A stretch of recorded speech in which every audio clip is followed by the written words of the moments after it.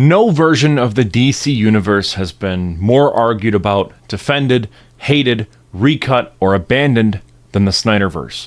It split fans, fractured the studio, and kicked off one of the loudest and most cringe online movements in modern film history. I'll never watch Birds of Prey. Oh, yeah. None of it was planned. What began as a grounded Superman reboot spiraled into a rushed attempt at a cinematic universe. Man of Steel, Batman v Superman, and Justice League were meant to rival Marvel, but instead became a cautionary tale about what happens when a billion-dollar franchise is built around a director the studio never fully trusted. In this video, I'm breaking down those three films, how they got made, what it was aiming for, how audiences responded, and where I stand on it today. This is the rise and fall of a franchise that never found stable ground, not because it lacked an audience, but because it kept getting pulled in opposite directions. Every studio pivot and every hashtag was just another symptom of a universe collapsing before it even finished Act 1.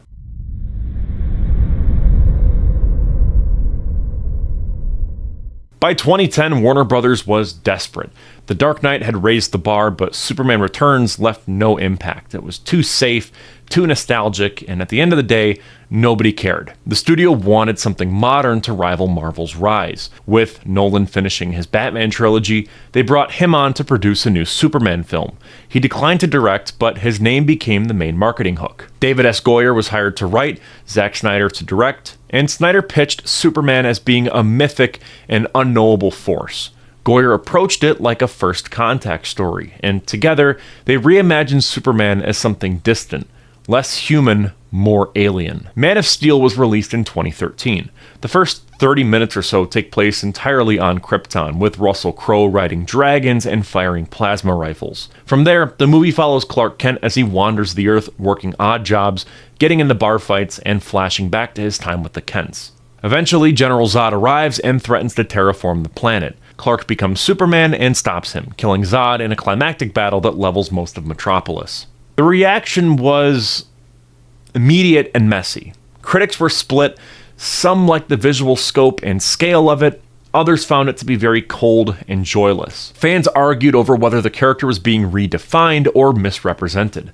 The only thing people agreed on was that the movie felt massive. It made good money, but the conversation around it never settled. Man of Steel sucks! Man of Steel is freaking awesome and you know it! Yeah, maybe for blood-hungry psychopaths, but for those of us who love an American icon, it's bullshit! When I first saw it, I thought it was incredible. I was 11 years old and fully locked into the superhero craze. I had it on DVD right next to the Avengers and Pacific Rim.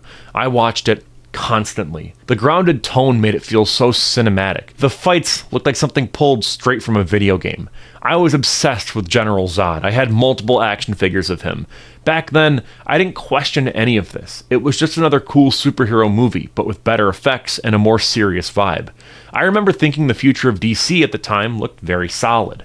But that didn't last. As I got older and actually spent time with other Superman stories, my opinion changed. Man of Steel does not respect the character. It repackages him as a reluctant weapon. He's not a symbol of hope in this movie. Snyder is clearly more fascinated by the idea of Superman, but not by who he actually is. The film constantly tries to make him feel divine, like he's a Christ-like figure, but that's never been the point of Superman. He's grounded, he's raised by farmers. He doesn't ignore destruction because he's above it. He steps in and tries to stop it. You don't really see that here in Snyder's film. The third act, by the way, is exhausting.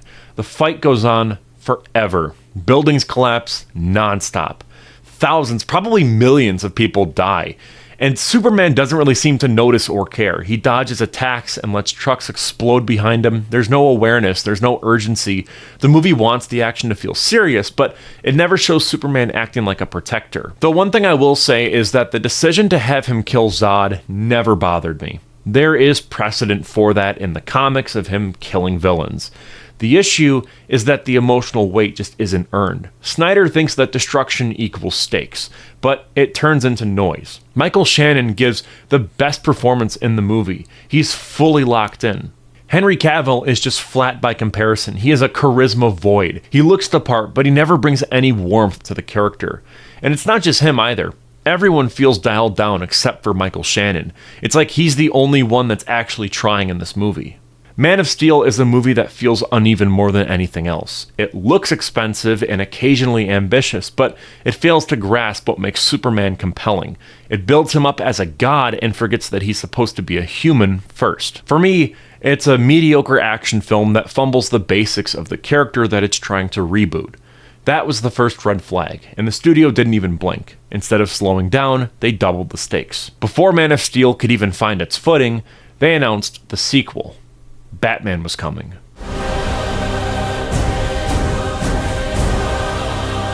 After Man of Steel, Warner Brothers had two options: build slowly or chase Marvel.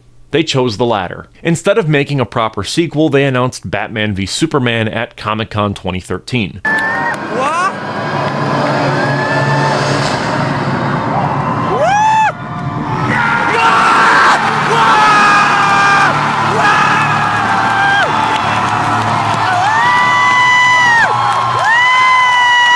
The film became a headline machine. Ben Affleck was cast as Batman, Gal Gadot was introduced as Wonder Woman, and what started as a simple Superman sequel quickly turned into a Justice League prequel. World building, franchise setup, and spectacle all rolled into one. Warner Brothers doubled the budget, gave Snyder more control, and let him go as big as he wanted. The result was Batman v Superman: Dawn of Justice, released in 2016. The plot follows Bruce Wayne as he prepares to take down Superman after the destruction in Metropolis. Lex Luthor manipulates both of them behind the scenes, and Wonder Woman shows up with no context whatsoever. It all leads to a short and very disappointing fight between Batman and Superman, followed by a rushed battle against the CGI Doomsday. Superman dies at the end, and the movie ends on a cliffhanger teasing the formation of the Justice League. What the fuck? I don't know what the fuck. What the fuck, I don't know DC? what the fuck it You're was. so fucking stupid. It's safe to say that the theatrical cut was downright incoherent. Whole subplots were cut to meet the studio's runtime demands. The Ultimate Edition, which added 30 minutes back in, improved the pacing very slightly, but it did not fix the core problems that were present in the screenplay. Critics were brutal. Audiences were split. The film made money, but not enough to justify the backlash. Memes exploded overnight. Martha became a punchline. Lex Luthor's performance confused everyone. Behind the scenes, the studio went into full panic mode. I remember exactly how I felt after watching this movie. I was so hyped going in. I wanted this movie to be good. I thought it was going to be the greatest comic book movie of all time. But it ended up being the first time I walked out of a movie theater disappointed. It straight up broke me. The tone, the pacing, the characters, everything felt off. Even now, I find it to be a very frustrating movie to watch. It has moments that almost work. There are shots lifted directly from comic panels. The idea of Batman and Superman meeting on screen for the first time should be so exciting, but Snyder botches almost all of it. Batman in particular is completely wrong here. He looks great and the warehouse fight is well choreographed, but this is not Batman. This is the Punisher wearing a Batman costume.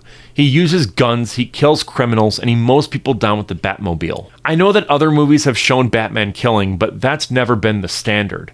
It has always been a flaw in those portrayals, and it's even worse here because it's downright intentional. Snyder thinks that killing makes Batman cooler, but it just doesn't. It makes him hollow. What makes Batman so interesting is that he doesn't kill people, he doesn't use guns. And Superman is no better. Cavill plays Clark Kent and Superman exactly the same way. He's blank, cold, and passive. There's no real difference between the man and the Superman. He never commands a scene, he just kind of reacts. Once again, Snyder misses the character. He doesn't understand why Superman matters to people.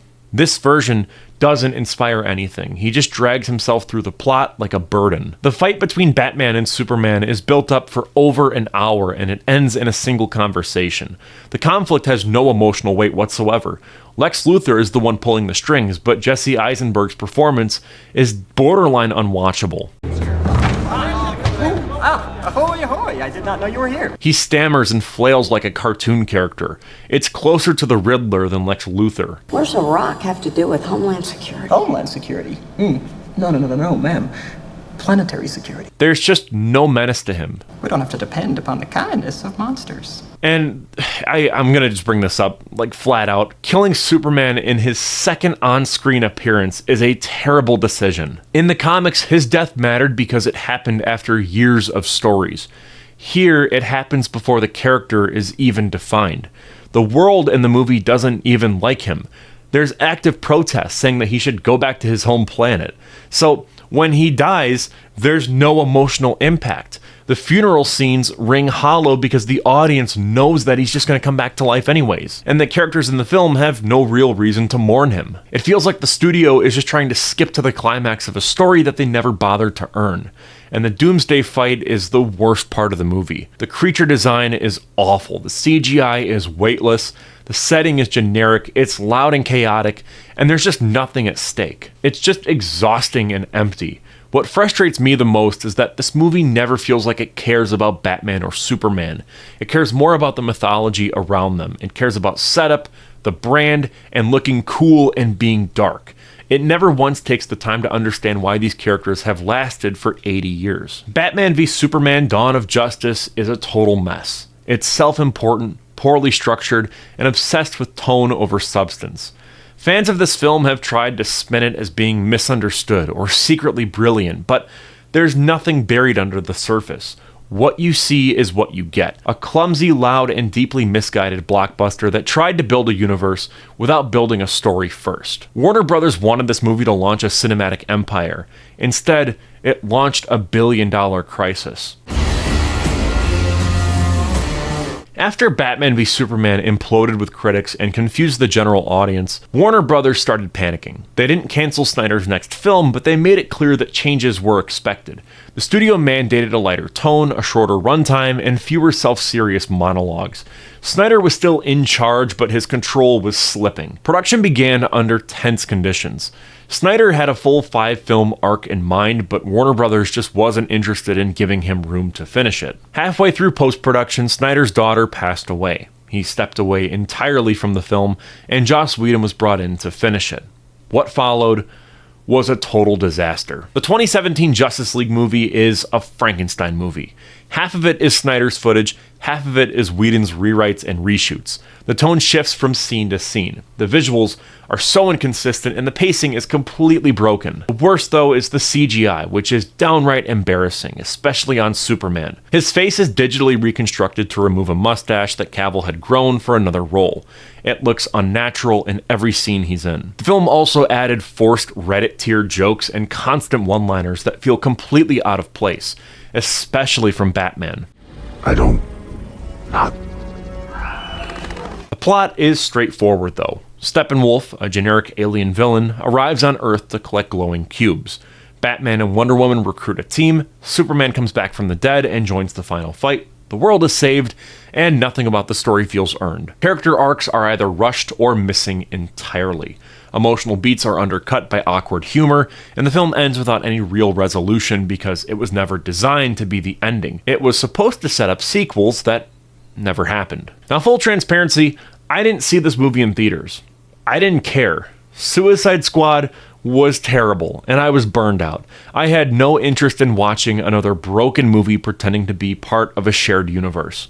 I saw the trailers, I knew what it was, a studio film on life support. It's a product. I waited until it hit digital, and even then, I only watched it out of morbid curiosity. Rewatching it now, I still think it's awful. There are a few brief moments where it shows potential, like Cavill's Superman finally feeling like Superman. He actually smiles. Even though the CGI on his face is terrible and the performance is clearly phoned in, it feels closer to the character than anything Snyder had directed before. Whedon's writing is downright unbearable. Every other line is a forced joke. Characters don't talk like people, but instead like millennials tweeting. It's especially painful coming from Batman, who gets completely stripped of his presence and authority. He quips constantly and has none of the edge or weight that he carried in the last film. Flash is reduced to obnoxious comic relief. Aquaman is a dude bro. Wonder Woman is just there in the background, and Cyborg is barely a character. The whole thing just feels like a corporate obligation. It was made by compromise, and you can see the seams in almost every single shot. It feels like a tug of war of two directors with very different styles fighting over control. Surprise, surprise, Justice League bombed. Critics hated it, audiences were very underwhelmed, and it made less money than Batman v Superman, which already underperformed. WB had tried to salvage the brand, but ended up making things worse. And in the middle of all this, something strange happened. Fans started demanding the original version, the one that Snyder never got to finish. After the theatrical cut of Justice League collapsed in 2017, people were angry, confused, and convinced that a better version existed somewhere. At first, the idea of a Snyder Cut felt like wishful thinking. There was no finished film, just raw footage and unfinished VFX. But over time, Snyder started releasing images and storyboards. Cast and crew started backing it publicly, and what began as a rumor turned into a very real pressure campaign. Eventually, Warner Media gave in. They were launching HBO Max and needed content. COVID had stalled theatrical releases, and a 4-hour superhero epic was an easy way to get attention and watch time. Snyder was brought back not just to finish what he started, but to reshape it completely. He had access to all the footage he shot in 2016. He also got additional funding for new effects and limited reshoots, around $70 million. What he delivered in 2021 was more than just a director's cut, but instead a complete rebuild of a movie. Zack Snyder's Justice League is longer, darker, and far more focused than the 2017 version. It restructures the film entirely. Each character gets a proper arc, Steppenwolf has motivation, Cyborg becomes the emotional center, Superman's resurrection is treated with gravity instead of jokes. The plot is the same at its core. The Justice League forms to stop an alien invasion, but the way the story unfolds is a lot more deliberate and consistent. On a technical level, the Snyder Cut is very impressive. The cinematography is beautiful at times. The use of space in the frame feels intentional, especially in large-scale battle scenes. It looks and feels like a cohesive work, even if the story still has very big problems. There's a level of control here that was completely missing from the theatrical version. This is Snyder's voice without interference. But the flaws are still built into the foundation. The writing isn't sharp, the dialogue is clunky, the pacing drags for very long stretches, and the film leans very hard on hype moments and aura. These aren't people, these are action figures being posed in slow motion set to moody music, delivering vague lines about fate and unity. That could work, but it comes at the cost of emotional texture, and the epilogue is where the film just collapses in on itself. Right when it could have ended cleanly with the League united and standing together, it keeps going. We get a dragged-out dream sequence filled with sequel bait that will never pay off. Batman talks to Jared Leto's Joker, and then Deathstroke is there, and the Flash is there, and Amber Heard is there, which is really funny in retrospect, and none of it matters. These scenes undercut the resolution and remind you of how much Snyder wanted to keep this universe alive. It feels desperate and unfinished. If the movie had ended at the sunrise, it would have had a real impact. At the end of the day, I don't think Zack Snyder's Justice League redeems the Snyderverse. It still carries the same core problems: a shallow understanding of the characters, a lack of emotional range, and a reliance on spectacle over substance. But as a final entry in what I'd rather call the Snyder trilogy, it works. It feels like a real ending. Most franchises don't get that. They get rebooted, extended, or stitched into something worse. This one stopped, and even though it never lived up to the weight it tried to carry, it ended on Snyder's terms. That alone gives it value. As a filmmaker, I respect that. I respect any artist being allowed to finish their vision, especially when that vision is messy, personal, and divisive. I don't think it's a great movie by any means. I barely think it's a good one, but it's a real one. It puts it above most of what the DCEU became after. Warner Brothers had no plans to continue the Snyder story. After the Discovery merger, projects were shelved, budgets were slashed, and the DCEU was quietly buried. James Gunn was brought in to start things over, and the entire universe reset. The Snyderverse fell apart because it was built on tone and not structure. Warner Brothers wanted a franchise, Snyder wanted myth. Neither side budged, and it all fell apart. And with all that out of the way, I'm Cole McCormick, you're watching Firewind Media. This is part 6 of my Superman retrospective project, where I go over every major Superman theatrical film. Stay tuned, because tomorrow I'll be dropping my review of Superman 20. 2025, a film that might very well be my most anticipated movie of the year. I'm so hyped, you have no idea. Special thanks to our channel members for making videos like these possible. Their names are listed right up here on screen. Memberships are $1.99 a month. You get early access to videos like these, as well as members-only videos like my review of 28 Years Later. There's also a separate tier where, for $50, I will make a video about whatever topic you want, as long as it's YouTube friendly. I do still have creative control over the video, and the video will be posted publicly to the channel, but still, you don't have to if you don't want to. Just watching this video is supporting the channel. So, as always, thank you so much for watching, and I will see you in the next one. Peace out.